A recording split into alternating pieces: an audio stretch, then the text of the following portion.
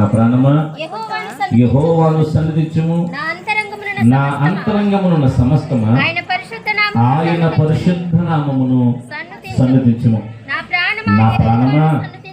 నా ప్రాణమా యెహోవాను సన్నిధించుము, ఆయన చేసిన ఉపకారములలో దేనిని మరువకుము. దేవుడు ఈ పరిశుద్ధ వాక్యం ద్వారా మనందరితో మాట్లాడునుగాక. ప్రియులారా, దావీదు గురించి చాలా సందర్భాలు మనం నేర్చుకుంటూ ఉన్నాం. దావీదు ఇశ్రాయేలు గోత్ర ప్రజలకి 12 గోత్రాల ప్రజలకి దేవుడు తన అభిషేకుడైన సేవకుడు నిర్మించి నా హృదయానుసారుడు అని ఎరిగి దావీదుకి గొప్ప భాగ్యం ఇచ్చాడు. అదే ఇశ్రాయేలు ప్రజలకి రాజుగా అభిషేకుడిగా చేయగలిగాడు. అప్పటికి తన యొక్క యజమానుడైన కలిగిన సౌలు ఉండగలిగిన సౌలు కుటుంబాన్ని తగ్గించి దేవుడు దావీదు కుటుంబాన్ని హెచ్చించాడు. అందుకనే వాక్య గ్రంథంలో కనపడుతున్నమాట, సౌలు కుటుంబము అంతకంతకు నీరసిల్లను, దావీదు కుటుంబము అంతకంతకు వర్ధిల్లను అన్నాడు. ఈ విధంగా దేవుడు తన కనికరము చొప్పున తన ఉన్నతమైన కృప దావీదు కుటుంబపక్షంగా జరిగింపజేశాడు. అందుని బట్టి దావీదు ఒక ఘనమైన స్థానానికి చేరుకోగలిగాడు. ఒకప్పుడు ఎండకి ఎండి, వానకి తడిసి, మంచుకు తడిసి తన గొర్రె మందల్ని మేపుకుంటూ ఉండగలిగిన దావీదు ఇప్పుడు ఏ స్థితికి మార్చబడ్డాడంటే సకల సౌకర్యాలు కలిగిన యోగ్యుడిగా మార్చబడ్డాడు. రాజు తొలుచుకుంటే దెబ్బలు కొదువన్నట్లుగా అతనికి అపరిమితమైన అధికారం ఉండగలిగింది. శక్తివంతుడిగా మార్చబడ్డాడు, బలవంతుడిగా మార్చబడ్డాడు. తన చేతిలో ఒక రాజ్య సైన్యమే ఉండగలిగింది. తనతో పాటు ఉండగలిగిన సైన్యము అధికారులు ఎటువంటి వారు అన్నట్లయితే తల వెంట్రుకలు లెగ్గొట్టి ఇలా లేపి గురుచూచి ఒడిసెల రాయితో సూటిగా కొట్టగలిగిన సమర్థత కలిగిన వారు. వారు ఒక్కొక్కరు కూడా చేతితో ఒక యుద్ధ రంగంలో దిగితే చెయ్యి తిమ్మురు కొనంతగా శత్రువులను హతము చేయగలిగిన సమర్థవంతులు. ఎంతగా ప్రావీణ్యులు అన్నట్లయితే తాము యుద్ధరంగంలో ప్రవేశించిన తర్వాత ఈ చెయ్యి కత్తికి అంటుకు పోవునంతగా శత్రు రక్తాన్ని ఒలికించగలిగిన దీశాలు. ఎంతగా అన్నట్లయితే ఒక దుడ్డు కర్రతో 300 మందిని సైతం హతము చేయగలిగిన బలార్జులు దావీదు చేతిలో ఉన్నారు. దావీదు కుటుంబానికి వేరే ఏ కుటుంబం కూడా ఎదురుగా లేదు. ఒకవేళ సౌలు కుటుంబానికి దావీదు ఉన్నాడేమో, కానీ దావీదు 40 సంవత్సరాలు పరిపాలించినంత కాలం కూడా దావీదుకి ఎదురుగా ఏ కుటుంబం లేచి నిలబడలేదు. ఇటువంటి ఎదురు లేని రాజుగా ఉండగలిగిన దావీదు దేవుని గురించి అంటున్నాడు, నా ప్రాణమా ఆయన చేసిన ఉపకారాలను దేనిని మరొక, నా ప్రాణమా ఆయన పరిశుద్ధ నామమును సన్నిధించుము, నా ప్రాణమా యెహోవాను సన్నిధించుము, ఆయన చేసిన ఉపకారములలో నువ్వు దేనిని మరొకు అంటున్నాడు. ప్రియమిత్రులారా, ఈ రీతిగా చెప్పుకోగలగడం ఏ మానవునికి సాధ్యమయ్యే పని కాదు. ఎందుకన్నట్లయితే మనకు బాగా తెలుసు, చూసినట్లయితే తెప్ప దాటిన తర్వాత ఏరు తగిలేసేవారు చాలా మంది, అవసరం తిరిగిపోయిన తర్వాత మర్చిపోయేవారు చాలా మంది, అవసరం తీరిన తర్వాత ఒక స్థాయిలోకి వెళ్ళిన తర్వాత కింద వారిని ఎనగలేని గుర్తించలేని వారు ఎంతో మంది, బంధువర్గంలో ఉండగలిగిన వారు సైతం ఒక స్థానానికి వెళ్ళినట్లయితే కింద ఉండగలిగిన బంధువర్గాన్ని లెక్క చేయలేని కుటుంబాలు ఎన్నో చూస్తున్నాం. కానీ దావీదు అంటున్నాడు, నా ప్రాణమా ఆయన చేసిన ఉపకారములలో నువ్వు దేనిని మరొకు అంటున్నాడు. ఈ మాట చెప్పడానికి ఒక గట్స్ కలిగిన హృదయం కలిగి ఉండాలి. ఈ మాట చెప్పాలన్నట్లయితే ఒక ఛాలెంజింగ్ కలిగిన జీవితం ఉండగలగాలి. ఎందుకు అన్నట్లయితే దావీదు ఎంతటి ఆధిక్యత కలిగిన వాడిగా, ఎంతటి ధన సంపన్నుడు అన్నట్లయితే తను దేవుని యొక్క మందిరాన్ని నిర్మించాలని ఆశించగలిగి తన దేవుని యొక్క మందిరము కొరకు 2 లక్షల మణుగుల బంగారాన్ని పక్కన పెట్టిన వాడు దావీదు. తను దేవుని యొక్క మందిరాన్ని కట్టగలగడానికి తోచ శక్యము కాని వెండిని పక్కన పెట్టిన వాడు దావీదు.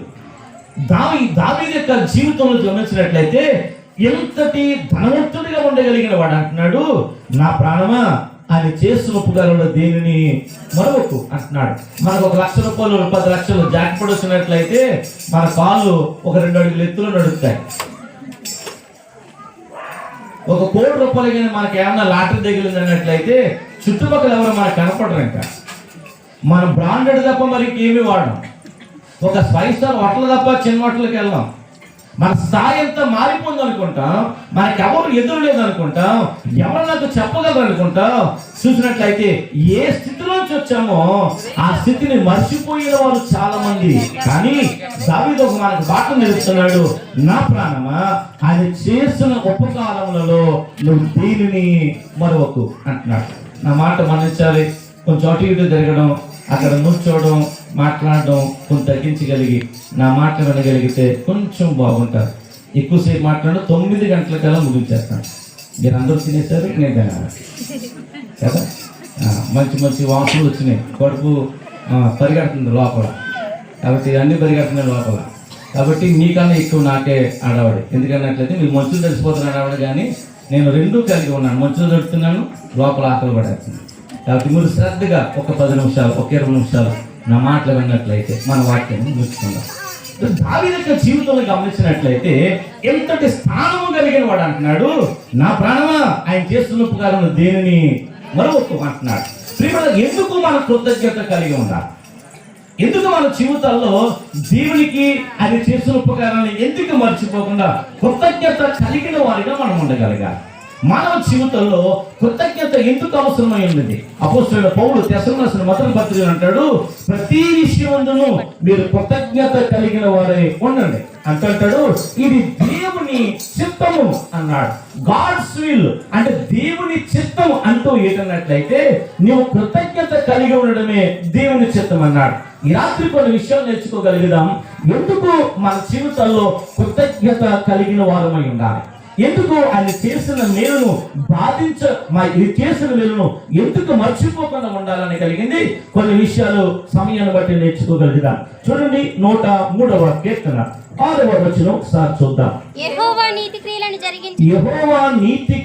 జరిగించుచు బాధింపబడి వారికందరికీ ఆయన న్యాయము తీర్చును. హల్లెలూయా. ఎందుకు మనం ఆయన కృతజ్ఞత కలిగిన వారమై ఉండాలంటే, ఎవరైతే బాధించబడుతున్నారో, ఎవరైతే వేదన చెందుతున్నారో, ఎవరైతే కన్నీరు కాస్తున్నారో, ఎవరైతే ఇక్కట్లో ఉన్నారో, ఎవరైతే ఇబ్బందికరమైన పరిస్థితుల్లో ఉన్నారో, ఎవరైతే ముందు ఏ మార్గం లేనట్టుగా వాళ్ళ హృదయాల్లో భయాందోళనతో నిండి ఉన్నారో, బాధించబడుతూ ఉన్నారో, బాధతో ఏ హృదయంతో నిండి ఉండగలిగిందో వారి పక్షంగా ఆయన ఏం చేసేవాడంటే న్యాయము తీర్చగలిగిన వాడు. హల్లెలూయా. మనుషులు నీకు న్యాయం తీర్చడం లేదో నాకు తెలియదు, నీ నెలవలు న్యాయం తీర్చడం నాకు తెలియదు, నీ రక్షణకు నీ పక్షంగా ఉండగలిగి అన్యాయం అయిపోయిందని చెప్పి నీ పక్షం నిలబడతారో నాకు తెలియదు. కానీ సృష్టికర్త దేవుడు దావీదు అంటున్నాడు, బాధించబడి వారికి అందరికీ ఆయన ఏం చేసేవాడంటే న్యాయము తీర్చేవాడు. న్యాయము తీర్చగలిగిన దేవుడు నీకున్నాడు కనుక నీ జీవిత కాలానికి పర్యంతం చేయవలసిన పని నీ దేవునికి నువ్వు ఏం కలిగి ఉండాలంటే న్యాయము తీర్చగలిగిన దేవునికి కృతజ్ఞత కలిగిన వ్యక్తులుగా మనం ఉండాలి. హల్లెలూయా, హల్లెలూయా.